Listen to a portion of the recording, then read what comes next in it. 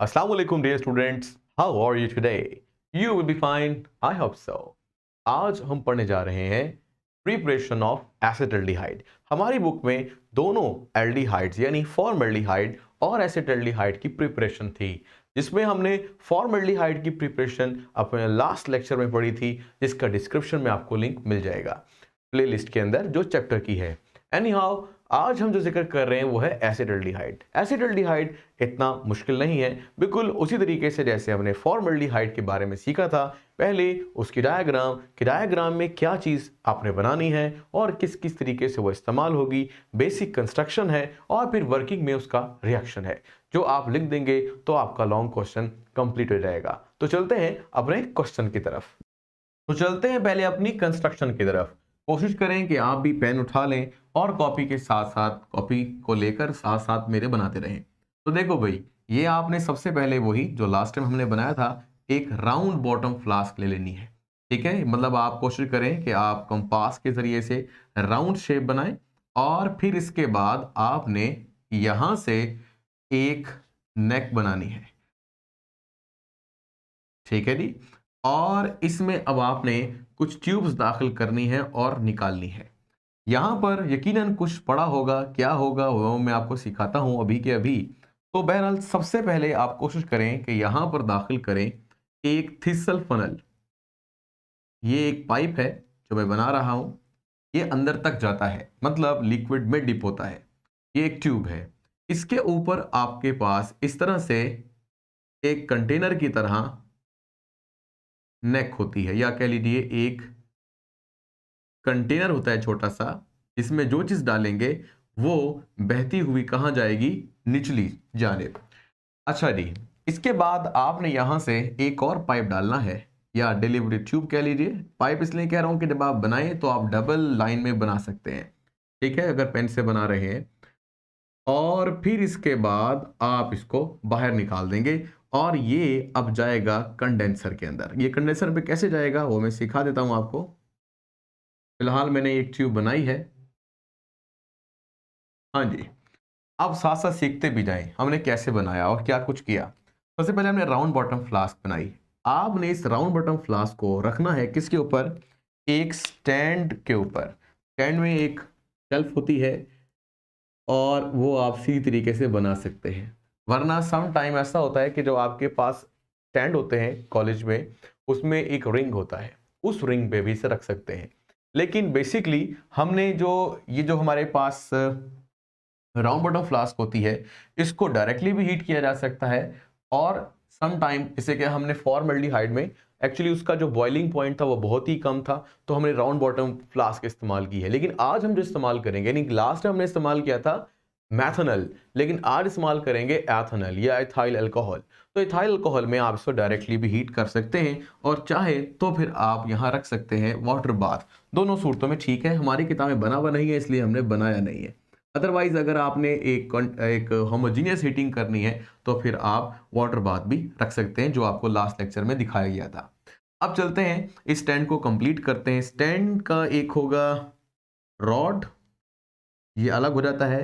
बच्चे खेलते रहते हैं लैब के अंदर, तो भाई ना खेला करें इससे, ये काम की चीज़ है। और इसके साथ साथ अब आपके पास एक क्लैंप होता है। मैं ज़रा आसान करके बना रहा हूँ, आप भी ऐसे करके बना लीजिएगा ताकि आपका टाइम बच जाए। तो ये आपके पास एक क्लैंप है। ठीक है, ये इस तरह सा होता है, एक क्या कहते हैं, पंजे की तरह। ठीक है ना, जैसे मैं आपको बताता हूँ कि इस तरह से जाकर पकड़ लेता है। ठीक है, तो ये इस तरह से पकड़ सकते हैं, लेकिन रियल तो ऐसा होता है। आपको अगर मेरी वीडियोस आपने देखी हैं जिसमें प्रैक्टिकल कर रहा हूं, तो वहां मैंने क्लैंप का इस्तेमाल भी किया है, वहां देख सकते हैं। एनी हाउ, फिलहाल अब आपने ऐसे बना लिया। अब बनाने के बाद क्या करेंगे, नीचे इसकी बेस बना देंगे। आप कोशिश क्या करें कि आपकी प्रेजेंटेशन अच्छी हो। प्रेजेंटेशन जितनी अच्छी होगी उतना ही क्या होगा, उसका एक इम्पैक्ट बनेगा। मेरे पास यहाँ पर लाइंस नहीं होती हैं, आपके पास कॉपी में लाइन लगी होती है, तो रेफरेंस लाइन का इस्तेमाल क्या करें, लाइन टेढ़ी ना हो, गलत ना हो। ठीक है, बहुत ज़्यादा मतलब भी नहीं सोचना कि आप सारा वक्त इसी के बारे में सोचते रहें, लेकिन बस जल्दी जल्दी से बनाने की प्रैक्टिस कर लें और आप एग्ज़ाम में उसको अच्छा दिखाएं। अच्छा भाई, ये हो गया जी स्टैंड का बेस। अब आपको समझ तो आ गई होगी। अगर आपने थोड़ा सा इसको और 3D बनाना है तो फिर आप इसको ऐसे भी कर सकते हैं।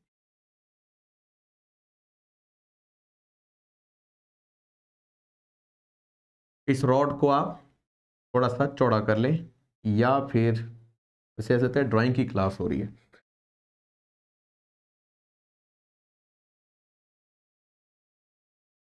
आप पैमाने से लगाइएगा, बिल्कुल सीधी लगेगी। हाँ जी। अब क्या करना है, अब आपने इसको, जाहिर सी बात है यहाँ पर क्या करना है, हीट करना है। लेकिन हीट करने से पहले हम कुछ सब्सटेंसेस या अपने रिएक्टेंट्स इसमें ऐड करते हैं, और वो रिएक्टेंट्स आपने अच्छी तरीके से सीखने हैं। पहला जो रिएक्टेंट है वो वही है जो लास्ट टाइम था, यानी अल्कोहल। लेकिन इस दफा जो हम अल्कोहल ले रहे हैं वो 2 कार्बन वाला है। तो फिलहाल मैं यहाँ पे लिख रहा हूं 2 कार्बन वाला अल्कोहल। अगर आपको ना समझ में आए तो बस डाल लीजिए सी और सी, भाई 2 कार्बन। और अल्कोहल की निशानी होती है कि उसमें होता है OH। बाकी आप कर लें हाइड्रोजन की गिनती पूरी, यानी पहले कार्बन के साथ 3 हाइड्रोजन आएंगे और दूसरे कार्बन के साथ जस्ट 2। ये बन गया आपके पास इथाइल अल्कोहल या फिर एथेनॉल। ठीक है जी, इथाइल अल्कोहल। ये आपके पास क्या है, ये आपके पास है रिएक्टेंट। अच्छा, इसमें एक इंपॉर्टेंट है, मैंने रिएक्टेंट तो लिख दिया है, पर यहां पर मैंने ये लाइन लगा दी है। आप इस लाइन को फिलहाल, मतलब है ठीक, लेकिन ये है कि अभी हमारा रिएक्शन चूंकि शुरू नहीं हुआ, इसमें हम सारी चीजें डालने के बाद तो ये लिख सकते थे, लेकिन समझ लीजिए अभी हमने सब कुछ नहीं डाला। फिर क्या डाला हुआ है, फिलहाल रिएक्शन को शुरू करने से पहले क्या डालते हैं, इसमें डालते हैं सल्फ्यूरिक एसिड, यानी आपने डाइल्यूट सल्फ्यूरिक एसिड का इस्तेमाल करना है। फिलहाल मैं यहां लिख देता हूं डाइल्यूट सल्फ्यूरिक एसिड।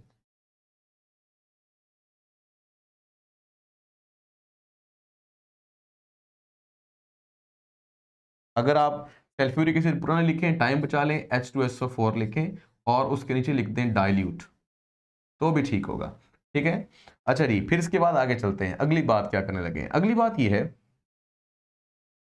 कि इसमें क्या डाला था, इसमें सल्फ्यूरिक एसिड जैसे मैंने बताया, और ऊपर से डालेंगे जी, क्या ऊपर से डालेंगे, 2 चीजें, जिनमें से एक तो वही है जो यहां बनाई गई है जिसका नाम है इथाइल अल्कोहल, और दूसरी चीज जो आपने यहां पर इस्तेमाल करनी है वो है सोडियम डाइक्रोमेट, Na2Cr2O7। तो आपने 2 चीजें मिला ली। ठीक है जी, सोडियम डाइक्रोमेट और साथ साथ इथाइल अल्कोहल, इन दोनों चीजों को, या दोनों चीजों का मिक्सचर या सॉल्यूशन कह लीजिए, बनाकर आपने इसमें डालना है आहिस्ता आहिस्ता। यानी कि बस शुरू कर देना है तो सारा गिर जाए, नहीं, ये आहिस्ता आहिस्ता नीचे की तरफ आएगा और फैलना शुरू करेगा। हाँ, अब आप लिख सकते थे कि ये यहां पर पहुंच गया। तो सल्फ्यूरिक एसिड और सोडियम डाइक्रोमेट, तो आपने यूं कहना है एसिडिफाइड सोडियम डाइक्रोमेट और अल्कोहल जब आपस में रिएक्ट करेंगे तो अल्कोहल का कुछ होगा। वो क्या होगा वो हम आगे, वैसे तो हम जानते हैं एसिडल्डिहाइड बनेगा, लेकिन अभी रिएक्शन चल रहा है, रिएक्शन को चलाने के लिए आपको गर्म भी करना पड़ेगा। तो मैं यहां पर एक फ्लेम लगा रहा हूं।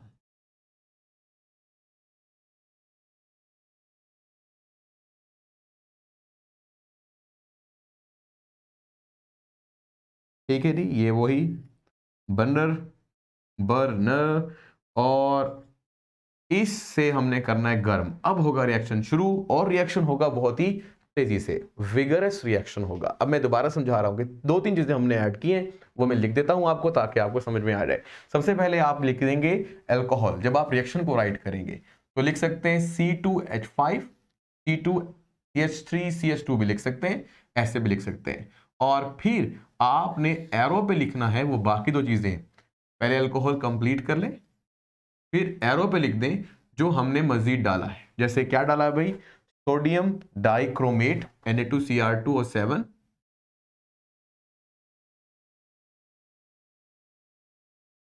और इसके साथ लिखें H2SO4 डाइल्यूट, यानी डाइल्यूट सल्फ्यूरिक एसिड का मतलब है अब ये दोनों जो आपस में मिलेंगे ये पैदा करेंगे ऑक्सीजन, जिसकी वजह से ही ये नेसेंट ऑक्सीजन है, इसकी वजह से ही पैदा होगा क्या, हमारा प्रोडक्ट। तो ethyl alcohol when oxidized in the presence of acidified sodium dichromate it produces क्या, एसिटाल्डिहाइड।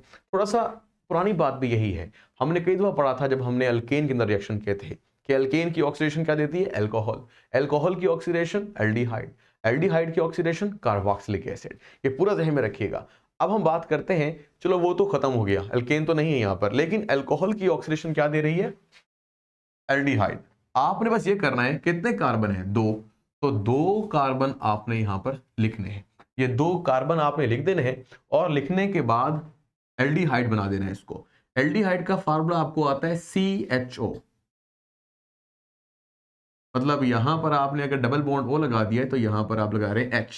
लो भाई, 2 कार्बन वाला एल्डिहाइड, और बाकी गिनती पूरी कर लें हाइड्रोजन की, जो यहां पर आएंगे कितने, 3, और यहां पर कोई नहीं, जो बाकी बनेगा आपके पास वो होगा H2O। लो भाई, रिएक्शन हो गया कंप्लीट। अब जो रिएक्टेंट थे वो तो हमने यहां डाल दिए थे, लेकिन जो प्रोडक्ट है वो अभी हमने नहीं बनाए। तो प्रोडक्ट बनाने के लिए कुछ ये समझ लीजिए, जब ये बनेगा ना एसिटाल्डिहाइड, तो फ्यूमिंग या कह लीजिए ये वेपर्स में होगा। अब वेपर्स कहां जाएंगे, ऊपर की जानिब, कहां पर, इधर, और यहां से यानी इस डिलीवरी ट्यूब से होते हुए बाहर निकलेंगे। और बाहर करना क्या है, अब हमें वेपर्स तो नहीं चाहिए, हमें ठंडा करना है। इसको ठंडा करने के लिए कंडेंसर का इस्तेमाल करेंगे। फिलहाल मैं इसको थोड़ा सा जरा लंबा कर देता हूं ताकि आपको पता चले कि ये एक नाली है जो बिल्कुल सीधी है, और ये कहां पर जा रही है, एक कलेक्टिंग, बेशक यहां पर आप बिकर भी रख लें वो भी है, और हमारी बुक में ये एक कॉनिकल फ्लास्क बनी हुई है तो हम यही बना रहे हैं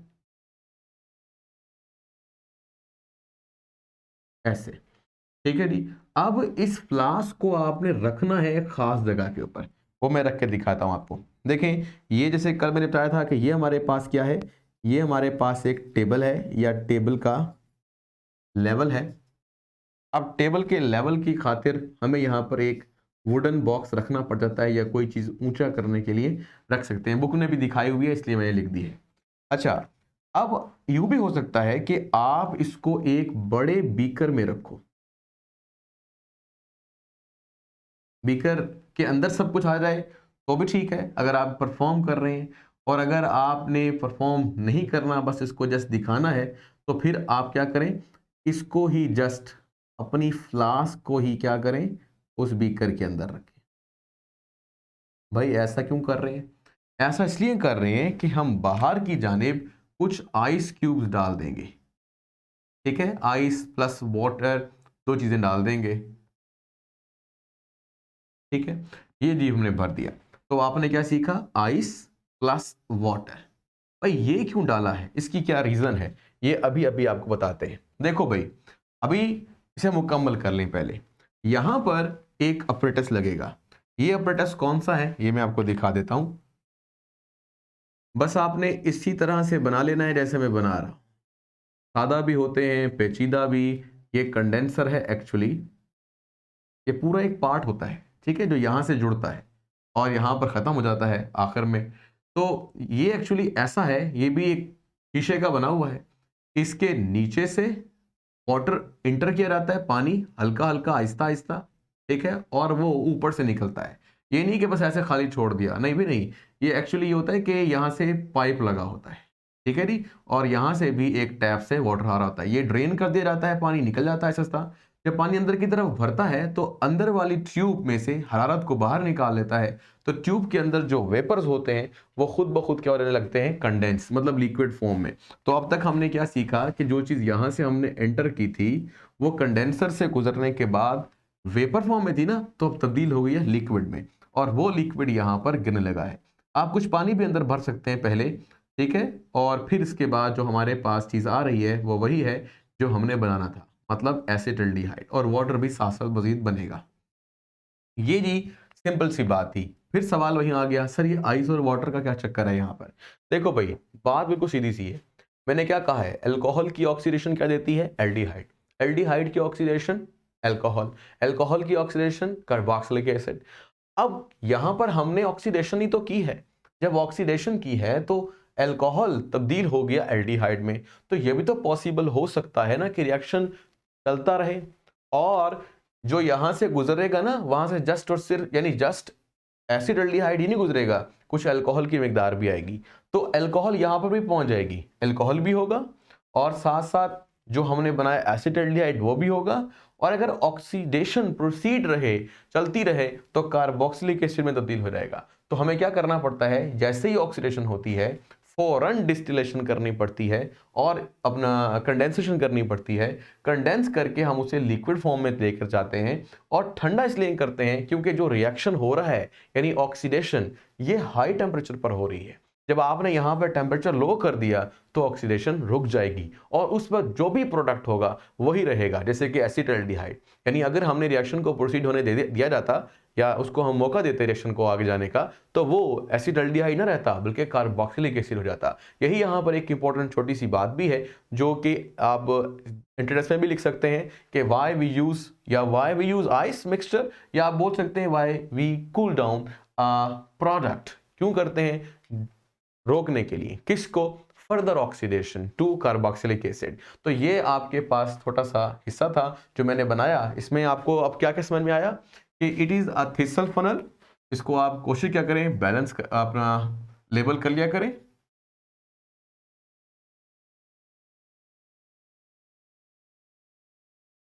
और ये आपके पास राउंड बॉटम फ्लास्क,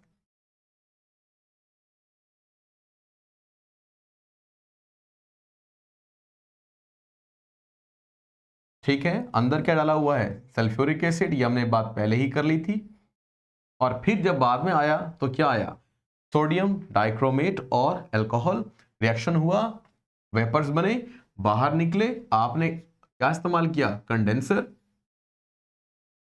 और कंडेंसर ने से कंडेंस करके क्या बना दिया, लिक्विड। और यहां पर आपने रिएक्शन को स्टॉप करने के लिए क्या किया है, इस्तेमाल किया है आइस और वाटर को। यह था सिंपल सा प्रोसीजर जिसके जरिए से आप लैबोरेटरी पर्पस के जरिए या in the laboratory you can make or prepare acetaldehyde।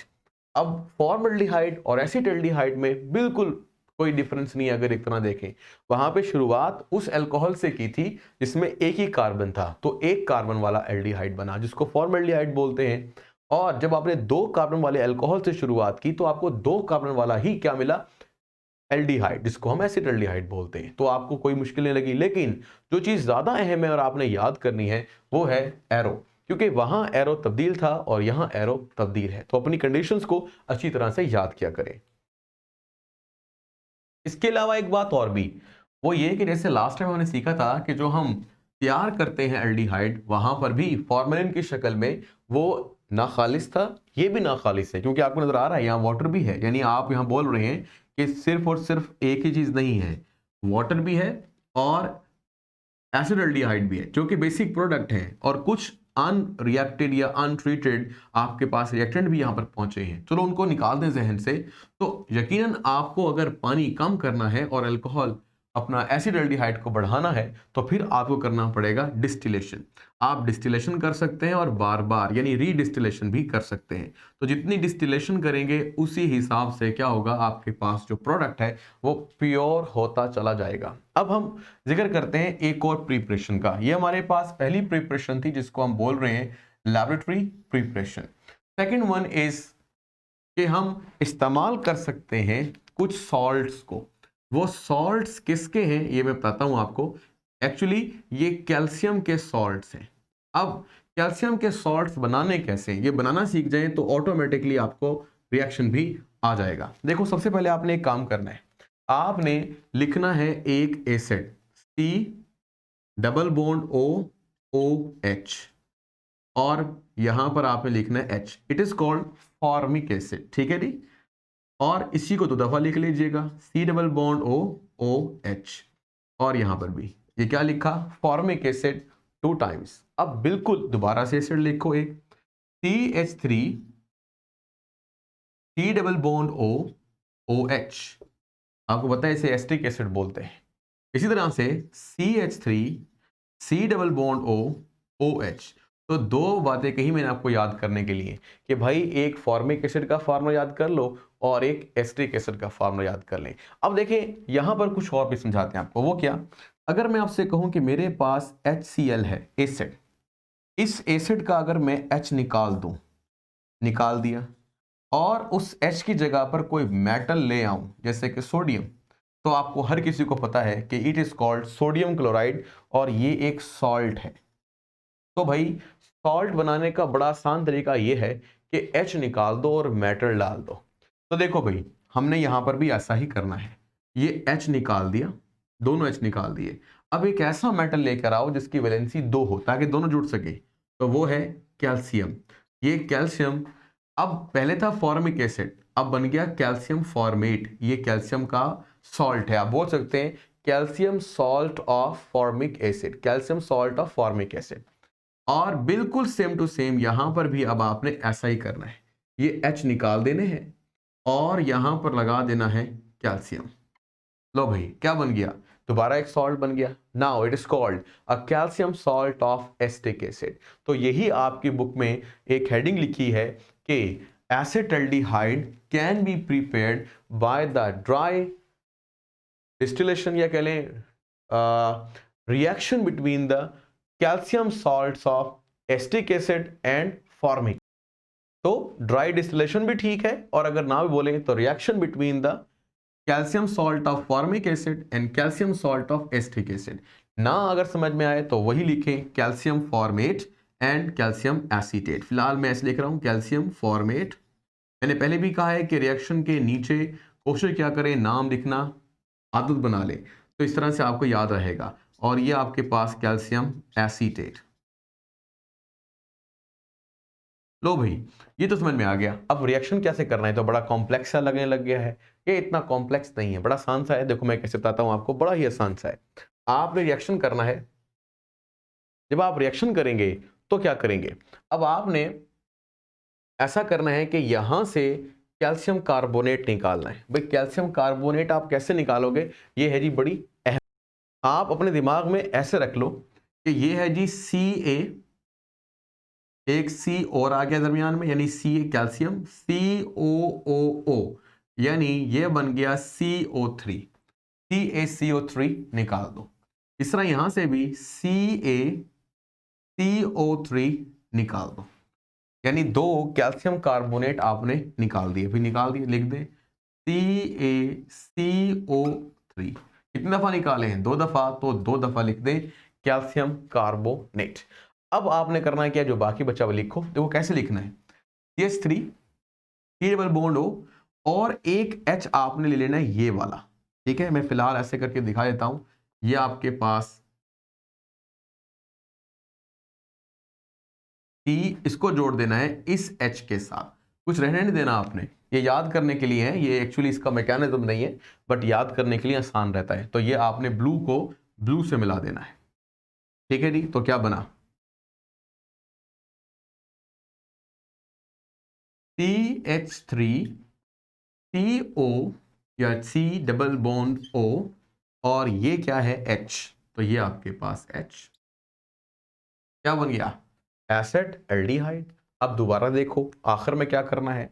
आखिर में ये देखो, ये है C double bond O H, यानी CHO, और उसको दे देना है ये वाला हिस्सा, इसका नाम है CH3, यानी जो बच गया वो दे दो।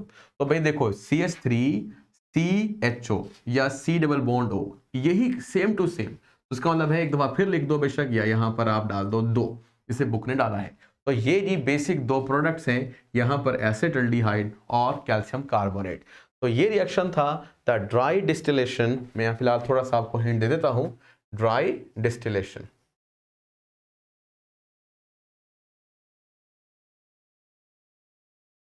ड्राई डिस्टिलेशन ऑफ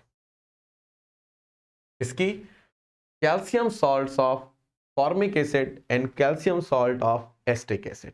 ठीक है, मेरा ख्याल से समझ में आ गया होगा। कोई बात ना पता चले तो आप लाजमी लिख के बता दिया करें। एक बात आपने और भी याद रखनी है कि आपके पास यहां पर हीट लिखा होगा बुक में, तो ये हीट करने पर ही रिएक्शन हो जाता है। तो ये बहुत अच्छी बात हो गई, बहुत कुछ याद करने का मौका नहीं मिला, या कह लीजिए कि जरूरत नहीं है। बट अब जो हम रिएक्शन करने लगे हैं दैट इज इंडस्ट्रियल प्रिपरेशन, उसमें आपको एरो के ऊपर लिखी हुई कंडीशन लाजमी याद करनी है। वो किस तरीके से, देखो भाई, आपने सबसे पहले लिखना है, मैं लिख रहा हूं इंडस्ट्रियल प्रिपरेशन।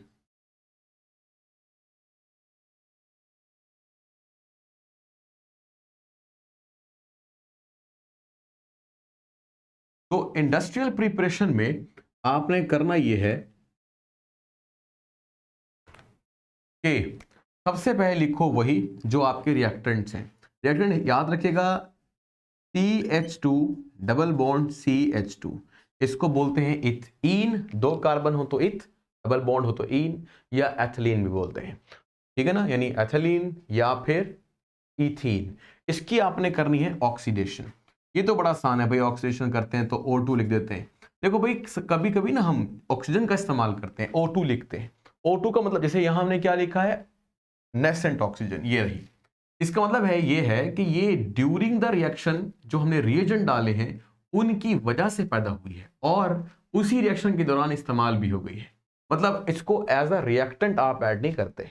लेकिन जहां जहां ज्यादातर ऐसा ही होता है कि ऑक्सीजन O2 लिखा होता है, तो यहां पर बकायदा ऑक्सीजन को एज अ रिएक्टेंट एक सिलेंडर में भर कर लाते हैं और फिर रिएक्शन करवाते हैं, ताकि वो रिएक्शन जो है वो प्रोसीड हो जैसे हम चाहते हैं। अब मैं आपको जा रहा हूं, थोड़ा सा एरोस का बड़ा कर लेते हैं।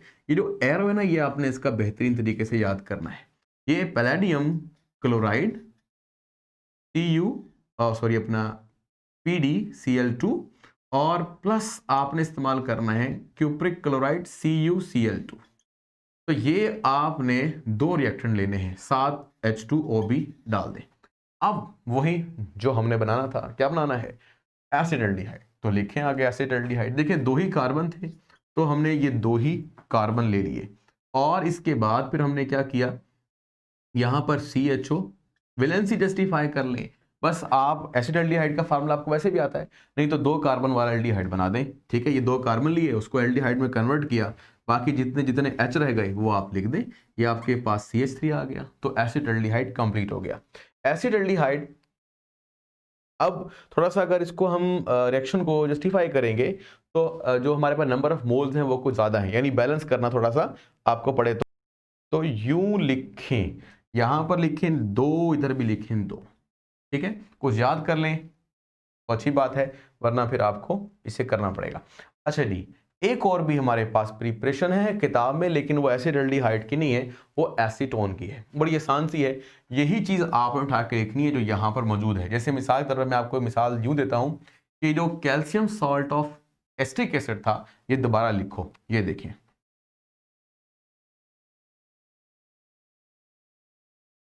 ये है जी कैल्शियम, और ये है उसकी 2 वैलेंसीज, और यहां पर आप लिखोगे वही एसीटेट CH3CO भी लिख सकते हैं, या फिर आप ऐसे लिख दें CH3CO और फिर O।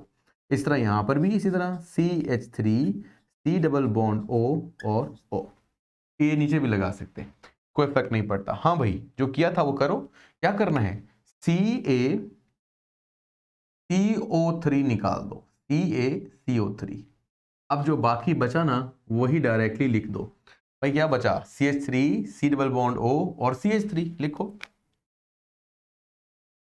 CH3C double bond O, और ये आपके पास CH3।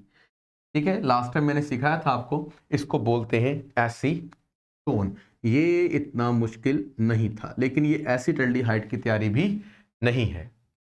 लेकिन एक्चुअली ये बताया जा रहा है कि आपके पास अगर स्टोइकियोमेट्रिकली आप चेंज कर लो थोड़ा सा, तो प्रोडक्ट तब्दील हो जाते हैं। यानी आप इसी रिएक्शन से अगर एक चीज इस्तेमाल करो तो एसीटोन भी बना सकते हो और एसिटल्डिहाइड भी बना सकते हो। यहां आपको हीट लिखना पड़ेगा। तो ये बेसिकली हमारी बुक के अंदर से जो इंपॉर्टेंट चीजें थी वो सारी की सारी मैंने यहाँ पर डिस्कस कर दी हैं। जो क्वेश्चन हो वो आप मुझसे कर सकते हैं। इसको बेटा कोशिश क्या करें, जितना अच्छा प्रेजेंट करेंगे वो आपके लिए प्लस पॉइंट्स होंगे। ये नहीं कि आपने सिर्फ प्रेजेंट ही अच्छा करना है, याद ना हो, फिर याद ना हो तो फिर तो नंबर कट ही जाएंगे। तो नंबर भी आपके आ जाएंगे और साथ साथ आपकी प्रेजेंटेशन भी अच्छी हो जाएगी, जो आपकी रियल लाइफ में भी आपको बहुत अच्छी साबित होगी आपके लिए, कि भाई आप किस तरह से कोई चीज़ प्रेजेंट करते हैं, सिर्फ केमिस्ट्री ही नहीं, हर चीज़। ठीक है जी बेटा, तो अल्लाह हाफिज़, ख्याल रखें, लाइक करें, शेयर करें एंड सब्सक्राइब। Good bye.